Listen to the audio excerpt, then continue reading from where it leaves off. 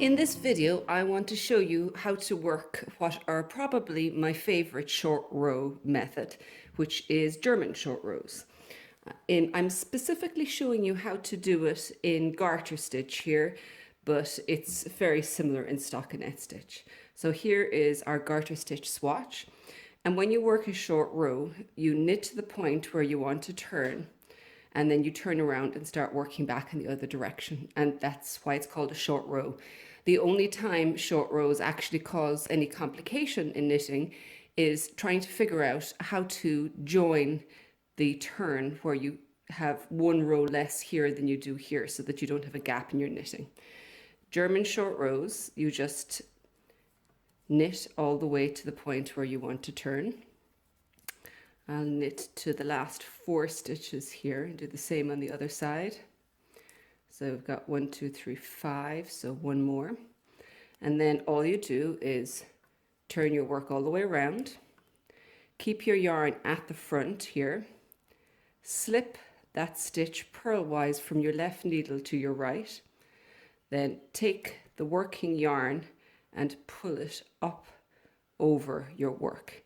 You can see that effectively pulls up the stitch from the row below, creating what's known as the double stitch.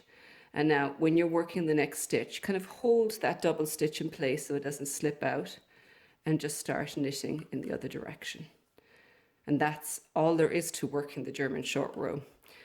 Now I'm going to do the same on this side. I've gone to the last 4 stitches again. I'm going to turn my work, and then I'm going to keep the yarn at the front, slip this stitch purlwise from my left needle to my right needle, take that yarn and lift it over to the back of the work, which is where I want it to be to work the next stitch, creating a double stitch in the process that I'm going to hold in place as I begin working the next stitch.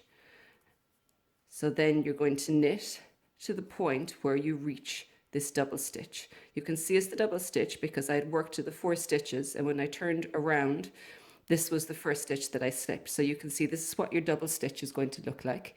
And all you do when you pass a double stitch is you knit it as a single stitch. It is actually that easy. Once we finish the row, I'll show you what it looks like in the knitting. You can see here, it's this one here, and it's just a little blip here, and on the other side, it's the same. It's really pretty much invisible in garter stitch, which makes it ideal for something like shawl knitting and things like that, because you can see it from both sides and it's going to look invisible on both sides. The only time you might run into problems with German short rows in garter stitch is if in a shawl you're knitting at a very loose gauge, you'll find that the German short row isn't going to look as tidy as it will in tighter gauge knitting.